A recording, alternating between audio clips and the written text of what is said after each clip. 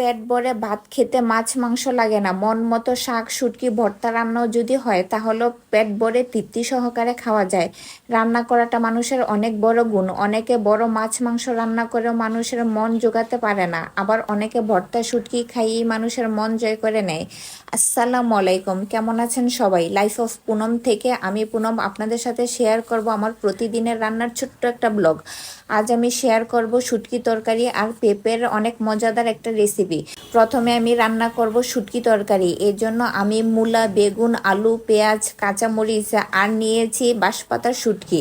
শুটকিগুলোর মাথা ফেলে ভালো করে পরিষ্কার করে ধুয়ে নিয়েছি। এখন আমি যে পাতিলে রান্না করব সেই পাতিলেই এক এক করে সব দিয়ে দিব। পাতিলে মূলা, বেগুন, আলু, পেঁয়াজ কুচি, কাঁচামরিচ, শুটকি সব একসাথে দিয়ে তারপর দিয়ে দিব লবণ, হলুদের গুঁড়া, মরিচের গুঁড়া, ধনিয়ার গুঁড়া, রসুন বাটা, তেল সব দিয়ে একসাথে ভালো করে মেখে নিতে হবে। তারপর হাত ধুয়ে একটু পানি দিয়ে মিডিয়াম আঁচে চুলায় তরকারিটা বসিয়ে দিতে হবে।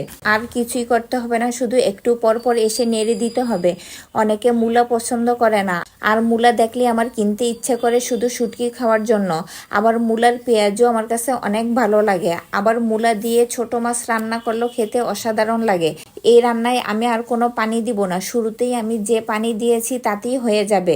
সব সিদ্ধ হয়ে আসলে দিয়ে দিব অনেকগুলো কাঁচামরিচ। এই তরকারিটা একটু ঝাল ঝাল হবে। এই তরকারিতে আমি কোনো ঝোল রাখবো না, মাখা মাখা করব।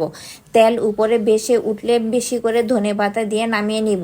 এই তরকারি হলে আর কিছুই লাগে না, এক শুটকি তরকারি দিয়ে পেট ভরে ভাত খাওয়া যায়। আর যেদিন আমি এই শুটকি তরকারিটা রান্না করি সেদিন আমার একটু বেশি করে ভাত রান্না করতে হয়। এখন বানাবো কাঁচা পেঁপের ভর্তা। কাঁচা পেঁপের ভর্তা অনেকেই খেয়েছেন, এভাবে কেউ খেয়েছেন কিনা জানাবেন। আমি প্রথমে পেঁপেগুলো সিলে এভাবে কেটে নিয়েছি, বেশি মোটা না আবার বেশি পাতলাও না। এখন ভালো করে ধুয়ে লবণ পানি দিয়ে সিদ্ধ বসিয়ে দিব। পেঁপে সিদ্ধ হতে বেশি সময় লাগে না, তাই যে যার পছন্দ মতো কেটে নিলেই হবে যাতে সিদ্ধ হয়ে যায়।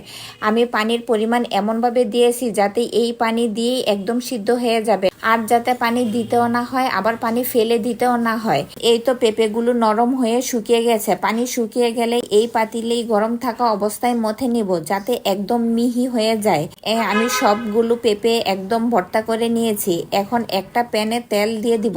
তেল গরম হলে পেঁয়াজ কুচি আর শুকনা লাল মরিচ আবার কাঁচা মরিচও দিয়ে দিব। দিয়ে সব একসাথে লাল লাল করে ভেজে নেব।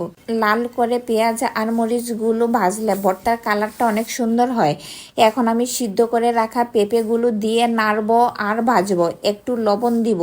এই ভর্তাটা আমি যেদিন প্রথম খেয়েছি এই ভর্তা দিয়ে প্লেটের সব ভাত শেষ করেছি। এই ভর্তা একদম ভাজা ভাজা করব। যখন প্যান থেকে উঠে যাবে এবং তেল উপরে ভেসে উঠবে তখন ধনেপাতা দিয়ে নামিয়ে নিব। এই তো তৈরি হয়ে গেল আমার মজাদার কাঁচা পেঁপের ভর্তা। একবার হলো এই ভর্তাটা বানিয়ে দেখবেন, সবাই খেয়ে অনেক প্রশংসা করবে। এই ছিল আমার আজকের ছোট্ট একটা ব্লগ। আল্লাহ হাফেজ।